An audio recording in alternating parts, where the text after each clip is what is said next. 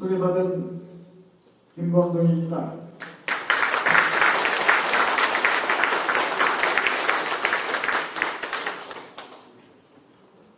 저는 오늘 토론자로 이 자리에 섰기 때문에 두세 가지 포인트 강조드리고 싶은 두세 가지를 언급함으로써 제 소임을 다하고자 합니다. 오늘의 주제는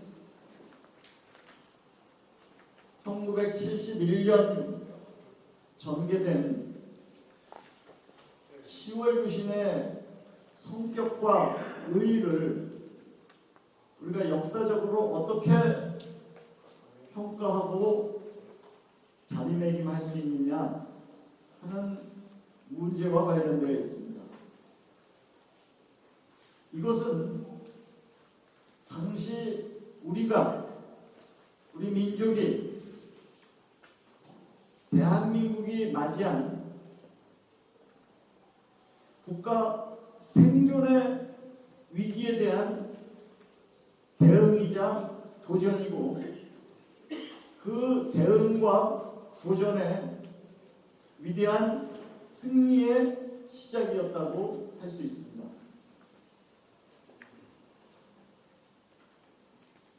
작은 나라는 지금은 대한민국이 세계 11위의 거대한 중견 이상 국가가 되었습니다만 1960년대 대한민국이 위치한 것은 강대국의 질서, 그 질서 변형에 언제든지 좌우되고 희생될 수 있는 위치에 놓여 있었습니다.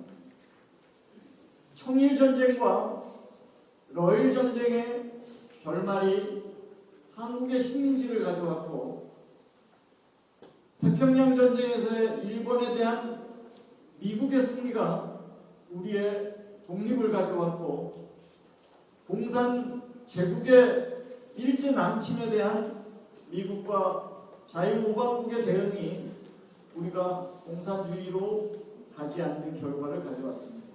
모든 질서와 국가체제는 작은 나라일수록 스스로 설 수 없고, 위상이 작은 나라일수록 국제체제의 질서의 결과물이고 희생물이 될 가능성이 거의 대부분이었습니다.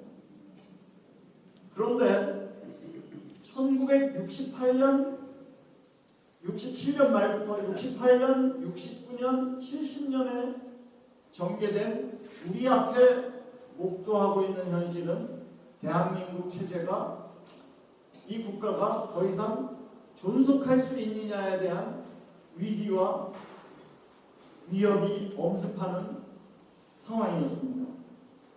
가장 대표적인 것이 바로 아시아 국가는 아시아가 지켜라, 미국은 아시아에서 떠난다, 2서단과 7서단은 철수한다, 베트남에서 미군은 철수한다, 대만과는 단교한다, 중국과는 수교한다, 닉슨과 키신저는 중국을 방문한다, 중국은 유엔 안전보장이사회의 상임 이사국이다, 아시아의 질서와 영향력은 중국 주도로 간다 라는 현실입니다. 우리는 제2의 베트남을 생각해야 됐었고, 중국과 미국 간의 질서 재편 과정에서 또다시 휘둘리고 휘몰아치는 상황 속에서, 거대한 휘용돌이 속에서 떨려가는 나라로 좌절될 수밖에 없는 상황에 놓여 있었던 겁니다. 나중에 밝혀진 것입니다만, 미국이 중국과 협상을 하고 중국을 국제무대에 복권시키고 아시아에서 떠나겠다고 하는 것은 소련에 대한 미국의 집중적 대응이고 소련에 대한 대응에 집중하기 위해서 중국과 협력한다라고 하는 거대한 기본 전략의 변화의 결과였습니다. 또 다른 방식은 베트남에 대한 반전 여론이 높아지자 베트남에서 빠져나오기 위해서 명예로운 철군과 철수의 방식이었습니다. 결국은 중국 주도적 동아시아 질서를 용인하는 방식이고 그 방식은 대한민국은 중국 패권에 휘말려 들어가는 것이고 북한을 주도적으로 하는 질서 속에 편입되는 과정에 내몰렸던 것입니다. 대만과의 단교, 미국의 중국과의 수교, 베트남 철수, 2사단과 7사단의 철수, 아시아에서의 중국의 패권 확립이라고 하는 것은 대한민국의 존속, 생존에 대한 위협 그 자체입니다.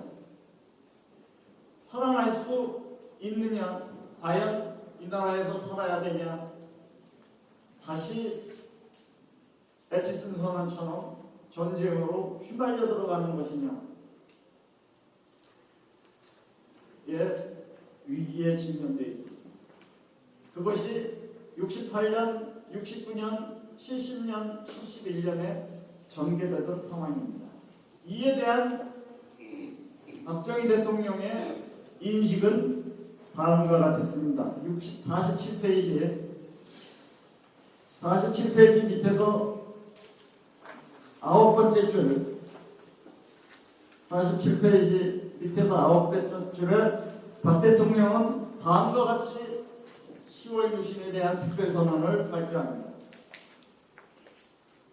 긴장 완화가 아직 정착되지 못한 상황에서 공존을 얘기하지 않는 상황이죠. 긴장 완화라는 대땅스라는 미명 아래 이른바 열강들이 소련과 중국, 미국을 얘기하는 거죠. 제3국이나 중소국가들을 희생의 제물로 삼는 일이 충분히 있을 수 있다. 우리는 또 이들의 열강의 질서 재편 속에서 희생물이고 떠밀려 가는구나. 희생의 제물을 삼는 일이 충분히 있을 수 있다. 그 밑에 줄에 미국과 중국의 조치는 아시아의 기존 질서를 뒤바꾸는 것이며 지금까지 이곳에 평화를 유지해온 미국이죠. 안보 체제마저 변질시키는 커다란 위협이다.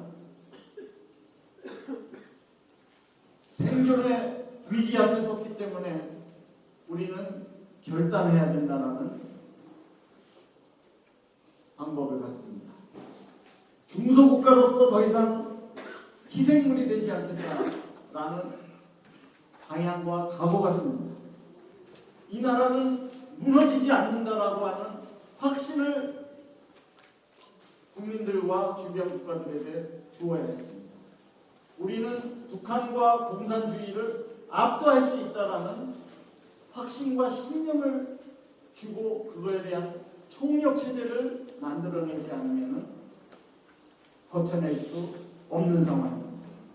왜 그러냐 하면은 이에 발맞춰서 북한과 공산주의는 압도적인 대한민국에 대한 무너뜨리기 작업 가속화를 해야 됩니다. 그것이 바로 68년에 청와대 습격입니다.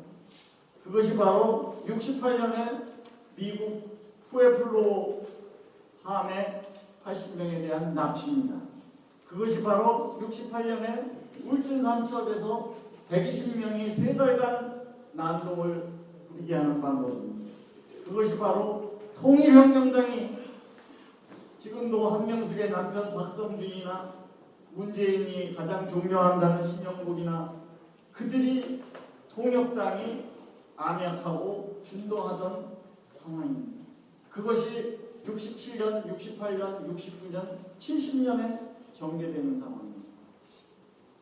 비로소 대한민국에서는 생산이 이루어지고 미래를 내다보고 일을 하고 투자를 하고 생산을 하고 기업이 만들어지고 수출이 시작되던 상황입니다.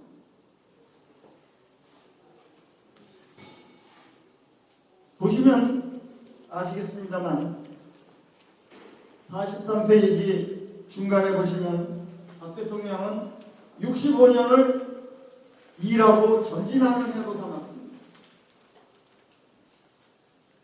일하고 전진해를 삼았고 66년에는 다시 또 일하는 해로 삼았어요. 67년은 다시 조국 근대화해로 해로 삼았어요. 다시 68년은 대한민국 건설의 해로 삼았습니다. 일하는 해, 또 일하는 해, 근대화의 해, 조국 건설의 해로 삼았는데 이것이 65, 66, 67, 68년인데 미국이 지켜주지 않겠다. 미국이 떠나가겠다. 스스로 지켜라. 중국이 아시아에 영향력 있는 패권적 역할을 맡아서 하라는 얘기는 더 이상 이 체제가 존속되지 않는 것입니다. 우리 스스로가 포기하고 스스로부터 무너질 수 있는 상황입니다. 일하는 해, 건설하는 해는 기업이 5년, 10년, 30년 내다보고 공장에 투자하지 않으면 이 나라는 만들어지지 않습니다. 누가 투자하고 누가 건설하고 누가 건물 짓고 누가 일자리 만들고 누가 수출 개발하고 누가 R&D를 시작한다는 말입니다. 이 나라가 확실하게 지켜지지 않는다면 아무것도 시작도 되지 않고 지속 가능할 수밖에 없는 상황에 매몰렸던 겁니다. 20년, 30년 당신들의 재산이, 당신들의 투자가, 당신들의 공장이, 당신들의 연구개발이 결과를 맺을 수 있고 지켜질 수 있다는 확신을 주지 않으면 형해화되는 국가와 사회에 매몰린 것입니다. 그렇기 때문에 당시 미군 철수를 앞두고 베트남에서의 미군 철수, 중국의 유엔 진출, 대만과의 단교라고 하는 이 절체절명에서 우리 스스로 무너지지 않고 우리가 공산주의와 압도할 수 있고 우리는 중화학공업으로 자주국방으로 충분히 쓰고 압도한다라고 하는 확신도 줘야 되고 결과물도 만들어내야 됐던 것입니다. 이것은 바로 미군 없이도 미군이 떠나가도 무너지지 않아. 번성할 거야.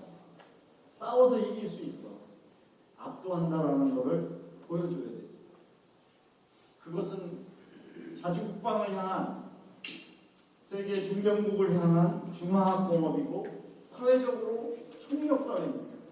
그래서 예비군이 만들어지고 학교호국단이 만들어지고 우리 스스로 목숨 걸고 이스라엘처럼 지킬 수 있는 나라야. 그것을 만들어갖고 정치적으로 강력한 리더십으로 가고 누구도 위협받지 않게 기계산업, 전자산업, 철강산업, 중화학공업산업, 조선산업, 자동차산업으로 달려갈 수 있었던 것입니다.